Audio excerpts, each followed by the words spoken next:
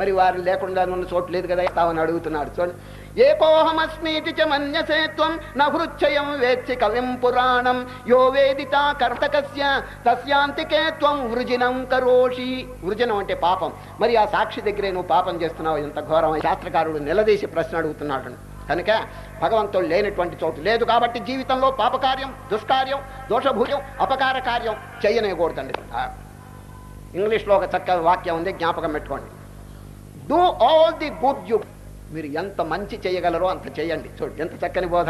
Do all the good you can, to all the people you can, at all the places you can, in all the ways you can, as long as ever you can. చూడండి మళ్ళీ చెప్తున్నాను, ఎంత పుణ్యం చేయగలవో, ఎంత మంచి చేయగలవో అంత మంచి చేయండి. ఎంతమందికి మంచి చేయగలవో అంతమందికి చేయండి. ఎంతగా మీరు మంచి చేయగలరో అన్ని విధాలుగా చేయండి. ఎన్ని చోట్ల మంచి చేయగలరో అన్ని చోట్ల చేయండి. ఎంత కాలం నువ్వు మంచి చేయగలవో మంచి చెయ్యి. ఎంత చక్కని ఉపదేశం. మళ్ళీ చెప్తున్నాను, do all the good you can, to all the people you can, in you can, in all the ways you can, as long as ever you can. ఇటువంటి దివ్యమైన బోధలు కనుక మన జీవితంలో ఆచరణ ఇంతకు మించి ఇంకేమని చెప్పండి. పూర్వం ఒక రాజుగారికి ఈ ఆధ్యాత్మ శాస్త్రంలో 3 సందేహాలు వచ్చినాయండి. ఆ పూర్వజన్మ రాజుగారు ఎప్పుడు ఏదో ఒక ఆధ్యాత్మిక గ్రంథం చదువుతూ ఉంటాడు. 3 ప్రశ్నలకి సమాధానం వారికి కుదరలేదండి, రాలేదు. అంతానంలో ఉండే పండితుల్ని పిలిచాడండి. ఓ పండితులు వారు, 6 మాసములు టైం ఇచ్చినాను, ఈ 3 ప్రశ్నలకి సమాధానం మీరు చెప్పాలి. 6 మాసములు మీరు ఆస్థానానికి రావాల్సిన పని లేదు, ఇంటి దగ్గరే ఉండండి, మీ భోజన సామగ్రి అంతా పంపిస్తాను. 3 ప్రశ్నలు. నంబర్ 1, దేవుడు ఎక్కడున్నాడు? చూడండి బాగా ఆలోచించండి, మనకు కూడా అవసరమైన ప్రశ్నలండి. దేవుడు ఎక్కడున్నాడు? దేవుడు ఏ వైపు చూస్తున్నాడు? 3, దేవుడు ఏ పని చేస్తున్నాడు? పండితుల వారు ఈ సమాధానం నాకు చెప్పాలి అని 6 మాసములు టైం ఇచ్చాడు. 6 మాసములు టైం అయిన తర్వాత రాజుగారండి అండంగా ప్రకటన చేయించేశాడండి. దేశములకి గ్రామాలకి కూడా ఈ 3 ప్రశ్నలకి సమాధానం రాబోతున్నది కాబట్టి కావాల్సిందని చెప్పి 6 మాసములు అయిన తర్వాత ప్రకటన చేయించాడు. ఈ 6 మాసముల లోపల ఈ పండితుడు ఏం చేసినాడో తెలుసండి, వారికి అంతమే తప్ప అనుభూతి లేదండి. అందుచేత దేవుడు ఎక్కడున్నాడో వారికి సరిగా అనుభవానికి రాలేదు. ఈ ప్రశ్నకి సమాధానం ఎట్లా చెప్ప ఆయన బాధపడుతున్నాడు. ముందుగానే హెచ్చరిక చేశాడు, పండితుల వారు మీరు కనుక 3 ప్రశ్నకి సమాధానం చెప్పకపోతే మిమ్మల్ని దేశం నుంచి బహిష్కరిస్తే ఉద్యోగం తీసి అవతల బారేస్తాను అన్నాడు రాజుగారు. ఆ భయం చేతండి దిగులతో మంచం పట్టాడండి. ఎవరు? ఇంటితుడు. దుఃఖం, జీతం పోమ్మా, ఉద్యోగం పోతుంది, 6 మాసములు అయిన తర్వాత దేవుడు ఎక్కడున్నాడో నాకేం తెలుసు, ఏదో పుస్తకాల్లో చదవటం తప్ప తెలుసు నాకు అని దుఃఖపడుతున్నాడండి. ఆ పండితుల వారికి 5 ఆవులు ఉన్నాయండి. ఆవులు. ఈ ఆవుల్లో ఒక చిన్న పిల్లవాడు రోజు అడవికి తీసుకెళ్ళి మేపుకొని తీసుకొస్తూ ఉంటాడండి. ఆ పిల్లవాడు వయస్సు ఎంతో తెలుసండి, 12 ఏళ్ళండి. చిన్న పిల్లవాడు మిగిపోయిన గుడ్డలు కడుతుంటాడండి. కానీ వాడి సంస్కారం ఎంత మంచిదంటే పూర్వజన్మలో ఏం పుణ్యం చేశాడో చిన్నప్పటి నుంచి వాటి జ్ఞానం కలిగిందండి. ఎవరికి చెప్పలేదండి. ఎప్పుడు అడవికి తోలుకుపోతూ ఆవుల్ని రఘుపతి రాఘవ రామ పతిత పావన సీతారాం రామ రామ జయ రాజా రామ్ రామ రామ జయ శ్రీరామ్ తారకాన్ని జపం చేస్తూ పోతుంటాడండి. ఎవరు? పిల్లవాడు. చూడండి, ఆ భక్తి ప్రభావం చేత వాడికి చక్కని ఆత్మజ్ఞానం కలిగింది. లేదండి, తమ యజమానుడైన పండితుడు మంచం మీద పడి ఏడుస్తున్నాడండి. వీడు వచ్చాడు అక్కడికి. పిల్లవాడు, ఏమండి అన్నారు, ఏడుస్తున్నారు, కారణం నోరుమోయ్, నీకెందుకు ఆ కథ అంతా? చెప్పండి స్వామి అన్నారు. విషయం చెప్పాడు. నేను అక్కడ కొలువులో నా ఉద్యోగం కూడా పోయేట్టుగా ఉంది, 3 ప్రశ్నలు చెప్పన్నారు, నాకేమి సమాధానం కుదరటం లేదు. ఏమిటి ఆ ప్రశ్నలను పిల్లవాడు అడిగా చెప్పాడండి. దేవుడు ఎక్కడున్నాడు, ఏ వైపు చూస్తున్నాడు, ఏ పని చేస్తున్నాడు. ఈ పిల్లవాడు ఏమన్నాడు, యజమానుడు గారు 6 నెలలు అయిన తర్వాత నాకు ఒక చిన్న స్లిప్ ఇవ్వండి, ఉత్తరం. పండితుల వారు కొన్ని అననుకూల కారణాలకు పోయినారు, వారు చెప్పే విషయాలు వారి ప్రతినిధి వచ్చి చెప్తారు అని నాకు చిన్న కాగితం ఇవ్వండి, నేను తీసుకుని వెళ్ళి సమాధానం చెప్పాడు. చూడండి పిల్లవాడు భక్తి చేత ఎంత అమోఘమైన మార్పు వచ్చిందో పిల్లవాళ్ళు చూడండి. జ్ఞానం అంతా చక్కగా అనుభవానికి వచ్చిందని. కానీ ఎవరికి? ఈ పండితులు వారు ఈ 3 ప్రశ్నలు తీసుకుని సరిగ్గానండి 6 నెలలు అయిన తర్వాత రాజు కొలువులోకి వెళ్ళాడండి. అప్పుడు ఈ రాజుగారు ప్రకటన మంది భక్తులంతా అక్కడ సమావేశమైనారు. రాత్రి 8 గంటలు ఇట్లాగేనండి, లైట్లన్నీ చక్కగా ప్రకాశిస్తున్నాయి. రాజుగారు మధ్యలో సింహాసనం మీద కూర్చుందంటే భక్త కోటి అంతా కూర్చున్నారు. చెవులన్నీ ఒళ్ళంతా చెవులు చేసుకుని కూర్చున్నారు. ఎందుకంటే దివ్యమైన ప్రశ్నలు. దేవుడు ఎక్కడున్నాడు ఎవరికి తెలియదు, ఆన్సర్ రాబోతుందని చెప్పి అందరు జిజ్ఞాసులంతా వచ్చి కూర్చున్నారు. సరిగ్గా 8 గంటలకి పిల్లవాడు వచ్చాడండి. అందరు ఎదురు చూస్తున్నారు, పండితుడు ఎప్పుడు ప్రశ్నలకి జవాబు చెప్తాడు. ఈ పిల్లవాడు చీటీ తీసుకుని రాజుగారికి ఇచ్చాడండి. ఇది సింహాసనం మీద. రాజుగారు చదువుకున్నాడు. ఓయ్యో, ఆరోగ్యం బాగలేదు, అనుకూల పరిస్థితి లేదు, వారు చెప్పే విషయాలన్నీ ప్రతినిధి చూడండి, ప్రతినిధిని ఎప్పుడు గౌరవించాలండి, మెసెంజర్. ఆ మెసెంజర్ పిల్లవాటి వీడిని గౌరవించారు. రాజుగారు రావయ్య, అందరూ కిటకిటలాడిపోయింది. కింద 100 మంది భక్తులు ముముక్షులు కూర్చున్నారండి. సింహాసనం మీద రాజుగారు, ఈ పిల్లవాడు కింద నిలబడి ఆ చీటీ రాజుగారికి ఇచ్చినారు. రాజుగారు, నాయన ప్రశ్నలకు జవాబు చెప్పు అన్నాడండి. కానీ ఒక శుభకార్యం మొదలు పెట్టేటప్పుడు దీపారాధన చేయాలి. దీపం వెలిగించండి ప్రమిదిలో. ఎవరి పిల్లవాడు చక్కగా ఎవరి చేతో దీపం వెలిగింపజేశాడు ఒక ప్రమిదిలో. తదుపరి భగవంతునికి ఆరాధన చూడండి, అభిషేకం చెయ్యాలి. పాలు తెప్పించండి, ఒక లోటాతో పాలు తెప్పించండి అన్నాడు ఈ పిల్లవాడు. అట్లాగే రాజుగారు ఒక గ్లాసులో నుండి పాలు తెప్పించాడు. ఇక ప్రశ్నలకు జవాబు చెప్పి కూర్చుని పిల్లవాడిని ఆదేశం చేశాడు రాజుగారు. ఈ పిల్లవాడు ఏమంటున్నాడు తెలుసు, రాజుగారు ప్రశ్నలకు జవాబు చెప్తాను కానీ లోకం ఉంది. ఏమిటంటే ఆధ్యాత్మిక విషయములు ఎవరైనా బోధ చెబుతుంటే చెప్పేటువంటి గురువు గారు ఉన్నతమైన కూర్చోవాలి, శిష్యుడు కింద కూర్చోవాలి. ఇది ఒక పద్ధతి. కాబట్టి రాజుగారు నేను బోధ చేస్తున్నాను కాబట్టి నేను ఉన్నతమైన కూర్చోవాలి, శిష్యుడైన మీరు కిందకి దిగాలి, నేను సింహాసనం మీద ఎక్కాలి, మీరు దిగాలి అన్నాడండి పిల్లవాడు. ముందుగా రాజుగారు ఇంది చుట్టుపక్క పండితులందన్నాడు, ఏమండి ఇది సదాచారమేనా? గురువు గారు పైన కూర్చోవటం, శిష్యుడు కింద కూర్చోవటం న్యాయమేనా? శుద్ధమైన న్యాయం, దిగండి అన్నారు. బుర్ర గోక్కుంటూ దిగాడండి రాజుగారు. వీడింకా ప్రశ్నలకు సమాధానం మొదలు పెట్టలేదు, సగం ప్రాణం తినేశాడు. ఈ చిన్న పిల్లవాడు సింహాసనం మీద కూర్చున్నాడు. ఎందుకు గురువు గారు కదా, వీడు గురువు అండి. పైకి కూర్చున్నాడు. ఇక రాజుగారి కింద నిలబడ్డాడు. అప్పుడే చేతులు కట్టుకోవయ్యా రాజు అన్నాడు. ఎందుకంటే శిష్యుడు చేతులు కట్టుకోవాలి. చేతులు కట్టుకుని నిలబడ్డాడు. ఫస్ట్ క్వశ్చన్, దేవుడు ఎక్కడున్నాడు అని అడిగితే ఆ పిల్లవాడు సింహాసనం మీద కూర్చొని చెప్తున్నాడు, రాజా దేవుడు ఎక్కడున్నాడో చెప్తా గానీ ముందు నేను అడిగిన ప్రశ్నకి మీరు చెప్పండి. పాలు, అభిషేకానికి పాలు తెచ్చారు కదా గ్లాసులో, అది తీయండి అన్నాడు. సరే రాజుగారు ఇట్లా పట్టుకున్నాడండి. రాజా ఈ ఎక్కడుందో చూపవయ్యా అన్నాడండి. వెన్న. రాజుగారు చూస్తున్నాడు, పాలలో వెన్న ఎక్కడుంది? నార్తా, సౌతా, ఈస్టా, వెస్టా ఎక్కడ? పాలలో వెన్న ఎక్కడుంటుందండి? అంతటా వ్యాధి. మరి ఎందుకు కనిపించలేదు? దాన్ని కాచి తోడిపెట్టి, అంటే దాంట్లో మజ్జిగ చొక్కేసి పెరుగు చేసి దాన్ని చిలికితే వెన్న వస్తుంది. చూచారా? వెన్న ఉన్నది, కానీ దానికి ఒక సాధన అవసరం. అంటున్నాడు, రాజా చూపించోయా పాలలో వెన్న ఎక్కడుందని. ఈయన చూస్తున్నాడు, ఎక్కడ కనిపిస్తుంది? ఒక సాధన చేత బయటకు వస్తుందండి. చూడండి పిల్ల, రాజా దేవుడు ఎక్కడున్నాడు అని చెప్పి అడుగుతున్నావే, పాలలో వెన్న ఎట్లా ఉన్నదో ఆ విధంగా ప్రపంచంలో భగవంతుడు సర్వ ఉన్నాడు. ఎప్పుడు కనిపిస్తాడంటే పాలలో వెన్నని, ఆ పాలని కాచిన తర్వాత ఎట్లా పెరుగైపోతే, పెరుగుని చిలిగితే ఎట్లా వెన్న వచ్చిందో, సాధన చేత, మనస్సు యొక్క విజయం చేత, ఇంద్రియముల జయం చేత భగవంతుని యొక్క దర్శనం కలుగుతుంది అని చెప్పి చెబితే అందరూ shouts Daniel has come to judgement అనుకున్నారు. అమోఘమైనటువంటి గురువు దొరికారేమనుకుని అందరూ ఆనందిస్తున్నారు. ఫస్ట్ క్వశ్చన్ ఏమిటి చెప్పండి? దేవుడు ఎక్కడున్నాడు అని మిమ్మల్ని ఎవరైనా అడిగితే ఇది చెప్పండి, పాలలో వెన్న అని చెప్తే ఇంకా అడ్రస్ లేకుండా పోతాడండి వాడు. ఎప్పుడైనా అడిగితే చెప్పండి అన్నమాట, దేవుడు ఎక్కడున్నా అంటే పాలలో వెన్న మోస్తారు, అంతటా ఉన్నాడు అని చెప్పండి. ఇక రెండవ, దేవుడు ఏ వైపు చూస్తున్నాడు అని రాజుగారు అడిగితే పిల్లవాడు సమాధానం, రాజా దేవుడు ఏ వైపు చూస్తున్నాడా? ఆ ప్రభావం చూడండి, దీపం కొంచెం ఎత్తండి. ఆ రాజుగారు దీపం ఎత్తాడండి. రాజా ఈ ప్రశ్నకి సమాధానం చెప్పి, ఈ దీపం ఏ వైపు చూస్తాయా అన్నాడండి. ఏమండి ఈ లైట్ ఎవరిని చూస్తుందో మీరు చెప్పండి? పురుషులను చూస్తున్నదా, స్త్రీలను చూస్తున్నదా, నన్ను చూస్తున్నదా చెప్పండి. ఇది అన్నదండి. అది రేపు పొద్దున సూర్యుడు ఉదయిస్తాడు.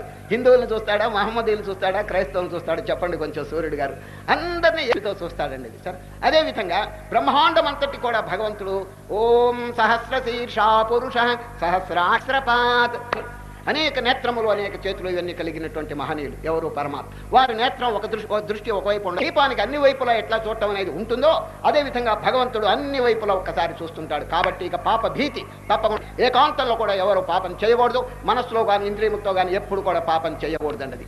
Second question solve. ఏమంటే వైపు చూస్తున్నాడు, దీపం ఏ వైపు చూస్తున్నదో ఆ వైపు, అంటే అన్ని వైపులో చూస్తున్నాడు. సెకండ్ క్వశ్చన్ సాల్వ్ అయింది. థర్డ్ క్వశ్చన్, పని చేస్తున్నాడు అని రాజుగారు అడిగితే పైన సింహాసనం మీద ఉండి పిల్లవాడు అంటాడు, రాజా కొత్తగా దేవుడు ఏం పని చేస్తున్నాడు? ఇప్పుడు ప్రత్యక్షంగా కనిపించిందా లేదా? అహంకరించిన రాజుల్ని కిందకి దించడం, భక్తి కలిగిన వాళ్ళని సింహాసనం ఎక్కించడం, ఇంతే. నాకేమి డబ్బు లేదు, నన్ను లేపి అక్కడ కూర్చోబెట్టాడు. నీకు లక్షలు ఉన్నది నిన్ను దింపాడు. అహంకరించిన వారిని, అభిమానం కలిగిన వారిని, దేహ దృష్టి కలిగిన వారిని దించుతాడు దేవుడు. చూసారా? భక్తి కలిగిన వారిని రామనామం జని సింహాసనాలు ఎక్కిస్తాడు. ఇంతేనండి సార్. పరిత్రాణాయ సాధూనాం వినాశాయ దుష్కృతాం ధర్మ సంస్థాపనాం భవామి యుగే యుగే. చూడండి, ఇదండి భగవంతుడు చేసే పని. అందరికి అర్థమైందా? ఎక్కడెక్కడ పుణ్యం ఉంటుందో, ఎక్కడెక్కడ ధర్మం ఉంటుందో అది ఇవ్వబడుతుంది. చూడండి, ధర్మో రక్షతే రక్షిత అని ఆ పిల్లవాడు చెప్తే అందరూ షౌట్స్ కొట్టి పరమానందపడ్డారన్నది. ఈ విధంగా దేవుడు ఎక్కడున్నాడు అనే ప్రశ్నకి ఈ మాల దృష్టాంతం చెప్పి చక్కగా సమాధానం చెప్పారండి. ఇక తర్వాత భక్తులు పలువారు ఉన్నారు అని ప్రశ్న వచ్చిందండి ఈ అధ్యాయంలో. దాంతో ఈ అధ్యాయం పూర్తి అయిపోతుంది. భక్తులు ఎంతమంది రకాలుగా డివైడ్ చేశారండి. భక్తులు అనేక రకాలుగా ఉన్నారు, కానీ 4గా డివైడ్ చేశారు. చూడు, చతుర్విధాన్ భజంతే మాం జంతినో అర్జున. 4 రకాలుగా ఉన్నారు భక్తులు. ఆర్తో జిజ్ఞాసురర్థార్థే చ భరతర్షభ. 4 వినండి. ఆర్తో, ఆర్తుడు చూడండి, భక్తుడు. ఇప్పుడు దేవుడు కానీ మామూలు టైంలో చింతన చేయడండి. ఏదైనా ఆర్తి అంటే ఏంటి? జబ్బు కానీ నష్టం కానీ ఏదైనా స్థితి కానీ కలిగితే అప్పుడు దేవుణ్ణి ఆర్తి అంటే సంకటంలో వెంకటరమణుడు. అదండి వెంకటరమణుడు. జ్ఞాపకం చేసుకోడు. సంకటం వస్తే 7 కొండల వాడ కాపాడు అంటాడండి. మామూలు రోజుల్లో నోరు పూసుకుంటాడు వాడు. అటువంటి రకాలు చూడండి. సరే, మంచిదే. అసలు లేని దానికంటే something is better than nothing అని, అసలు లేని దానికంటే ఏదో సంకటంలోనైనా దేవుణ్ణి చింతన రకం వాళ్ళు మొదటి వాళ్ళు. చూడండి, ఆర్తో. ఇక రెండో వాడేవాడు జిజ్ఞాసు. దేవుడు ఎక్కడున్నాడు? ఏ స్వరూపంతో ఉంటావా? కైలాసమా? ఎక్కడున్నాడు అని చెప్పి జిజ్ఞాస. అంతే, అనుభవం చేసుకోవాలని కాదండి, ఊరికే తెలుసుకోవాలనే కుతూహలం. వారి పేరు రెండవ వెరైటీ. ఆర్తో జిజ్ఞాసుర్ అర్థార్థి. మూడోవాడు ఎవడో తెలుసండి? అర్థ, డబ్బు కోసం దేవుణ్ణి ప్రార్థన చేస్తాడని. చూడండి, కమర్షియల్ బిజినెస్ మ్యాన్ అనమాట వాడు. దేవుని ఊరికి డబ్బు కోసం, మిమ్మల్ని నేను ఆరాధిస్తాను, నా వ్యాపారంలో లాభం రప్పించండి, ఇంతేనండి. ఒట్టి బిజినెస్ సిస్టమే తప్ప దేవుడు గారు మీరు మేలు చేయాలంటే, నేను మీకు మేలు చేయాలంటే ఈ పరస్పరం మనం లావాదేవీలు చేసుకుంటాం, నేను మీకు దండం పెడతాను, మీరు నాకు లాభం. ఒక వర్తకుడు దేవుడు గారిని ప్రార్థన చేసి, దేవా నా వ్యాపారంలో 2 లక్షలు లాభం రప్పించావా, ఈ 2 లక్షల్లో నీకో 1 లక్ష ఇస్తాను అన్నాడండి ఒక వర్తకుడు. నువ్వు 2 లక్షలు లాభం నాకు రప్పిస్తే 1 లక్ష అన్నట్టండి. కానీ దేవుడు ఏం చేశాడు తెలుసండి? 2 లక్షలు కాదు, 1 లక్షే లాభం రప్పించాడండి. అప్పుడు వీడు ఏమనుకున్నాడంటే దేవుడికి ముందుగానే పెరుక్కున్నట్టున్నాడు ఆయన అని అసలు ఇవ్వలేదండి దేవుడి గారికి. అంత బిజినెస్ సిస్టమ్ అయిపోయిందండి. కామ్యకర్మ ఏదో వస్తువుల కోసం, దీనికోసం కమర్షియల్ దృష్టి అండి ఇది. దేవుడు గారు నాకు ఈ లాభం చేస్తే మిమ్మల్ని ప్రార్థన చేస్తే, ఇదేమిటండి ఇది ఒక బిజినెస్ కమర్షియల్. ఇది ఎలిమెంటరీ క్లాస్లో ఏం జరిగింది తెలుసండి? మాస్టర్ గారు చిన్న పిల్లలు ఉన్నారు చూడండి, 5 వాళ్ళ జనరల్ నాలెడ్జ్ పరీక్షించాలనుకుని ఒక ప్రశ్న ఇచ్చాడండి. పిల్లలారా, గుళ్ళో దేవుడు ఉంటాడు, ఇంటి పటం ఉంటుంది, కొబ్బరికాయ గుళ్ళో దేవుడి కొట్టడం మంచిదా, ఇంటో దేవుడి కొట్టడం మంచిదా అని మాస్టర్ గారు ప్రశ్న. ఒక పిల్లవాళ్ళు అయితే, సార్ ఇంటో కొట్టడమే మంచిదన్నాడు. ఎందుకన్నాడు? గుళ్ళో కొడితే 1 చెప్ప, ఇంటో 2 చెప్పలు ఉన్నాడు. వాడు బిజినెస్ సిస్టమ్ అండి ఇది. అపార సరళ అయిపోయిందండి భక్తి అంతా కూడా. ఏ విధంగా అర్థార్థి, అర్థ అంటే డబ్బు కోసం దేవుడు తాడండి. చిన్న దృష్టాంతం చెప్తాను. ఆనాడు ధ్రువుడు, ధ్రువుడి సంగతి మీకు తెలుసు కదా. ఏకాంతమునకు తపస్సుకు వెళ్ళండి. దేనికో తెలుసిన? వాళ్ళ సవితి తల్లి, సవితి అండి సురుచి అనేటువంటి సవితి తల్లి తండ్రి, ఆ శుద్ధోదనుడు కాదు, వారి తండ్రి ఒడి మీద కూర్చుంటే ధ్రువుడు, ఏమంటే ఉత్తానపాదుడు అనే ఒడి మీద కూర్చుంటే ధ్రువుడు, సవితి తల్లి వచ్చి మెడపెట్టి గెంటి అవతల బారేసింది. నీకు అధికారం లేదు తండ్రి యొక్క ఒడి మీద కూర్చోవటానికి. దిగులు పడి ఏడ్చి తల్లితో చెప్పుకున్నాడు, అమ్మా తండ్రి ఒడి మీద కూర్చోవడానికి నాకు హక్కు లేదా? ఏమంటుంది? ఇట్లా ఉంది పరిస్థితి, ఏం చేస్తాం, ప్రార్థన చెయ్యి, నీకు ఏదైనా తప్పకుండా కలుగుతుంది అని చెప్పి పంపించిందండి. ఎవరో? ఈ సునీతి తల్లి. బూతుని దారిలో నారదుడు కనిపించి చక్కని మంత్రం, ద్వాదశాక్షరి, ఓం నమో భగవతే వాసుదేవాయ అనే ద్వాదశాక్షరి ఉపదేశం చేస్తాడు. ఒంటికాల మీద బాగా ధ్యానం చేశాడు. విష్ణు భగవానుడు ప్రత్యక్షమైనాడు. నాయనా ఏం కావాలి నీకన్నా? అసలు ఎందుకొరకు వచ్చాడు? తండ్రి ఒడి మీద కూర్చోవాలనే ఉద్దేశం. స్థానాభిలాషి తపసి స్థితోహం. ఓ పరమాత్మకి ఒక స్థానం అంటే ఒక వస్తువు, ఒక తండ్రి ఒడి మీద కూర్చోవటం అనేటువంటి దానికోసం నేను మిమ్మల్ని ప్రార్థన చేసినాను. కానీ మీ దర్శనం చేత మనస్సే మార్పు పొందిపోయింది. నేను కాజు పెంకు కోసం వెతుకుతుంటే రత్నం కనిపించింది నాకు, కాబట్టి నాకు ఏ కోరిక లేదు అని చెప్పి పారేశాడు. మొదట్లో కోరికతో వచ్చాడు, ఒక చిన్న వస్తువు కోసం, ఒక చిన్న స్థానం కోసం వచ్చాడు. కానీ భగవంతుని యొక్క దర్శనం చేత అంత వదిలేశాడని చూడు. స్థానచి తపసి స్థితోహం త్వాం ప్రాప్తవాన్ దేవమునీంద్ర గుహ్యం కాచం విచిన్వన్ సమవాప్య రత్నం స్వార్థోస్మి వరం నయాచే. నేను కృతార్థున్నాయి, మీ దర్శనమే 10,000 చాలు, నాకు ఇంకేం వద్దని చెప్పి చూడండి. ఎంతో ఒక వస్తువు కోసం, ఒక అర్థార్థి ఒక వస్తువు కోసం, ఒక స్థానం, తండ్రి ఒడేనేది దాని మీ కొరకు ప్రార్థన చేశాడు. ఆఖరికి అన్ని దులిపి అవతల బారేశాడు. I don't care for anything, నాకు ఏది వద్దు, మీ దర్శనమే చాలు అన్నాడు. చూడండి, కనుక ఏదో ఒక వస్తువు కోసం మొదట్లో కామ్య బుద్ధి, తర్వాత నిష్కామ.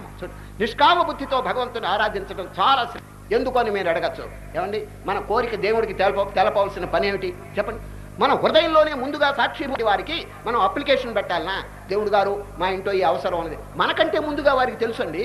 మనం ఏం చేయాలి, కమల సేవయు చాలండి, వారి పాదములకు ఒక్కసారి దండం పెడితే చాలండి. చెట్టు మొదలకి నీళ్లు పోయండి, పండు రాకపోతే పండుకి నీళ్లు పోయవలసిన అవసరం లేదండి, చెట్టు మొదలకి పోయండి. బ్రహ్మాండం అనేటువంటి వృక్షానికి మొదలు ఎవరంటే భగవంతుడు. వారి ఆరాధిస్తే ఏ సుఖం రాదండి. అన్ని సుఖములకి ఆలవాలమైనటువంటి బ్రహ్మానందమే వచ్చి మన పాలిటి పడుతుందండి. ఇంకా కనుక మూడవ భక్తుడు అర్థార్థి జ్ఞానే చ భరతర్షభ.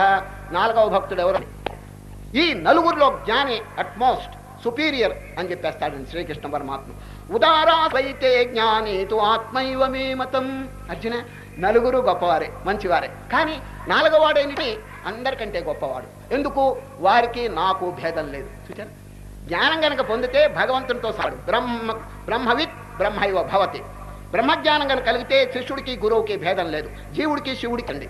జీవశివ శివో జీవ సజీవ కేవల శివ.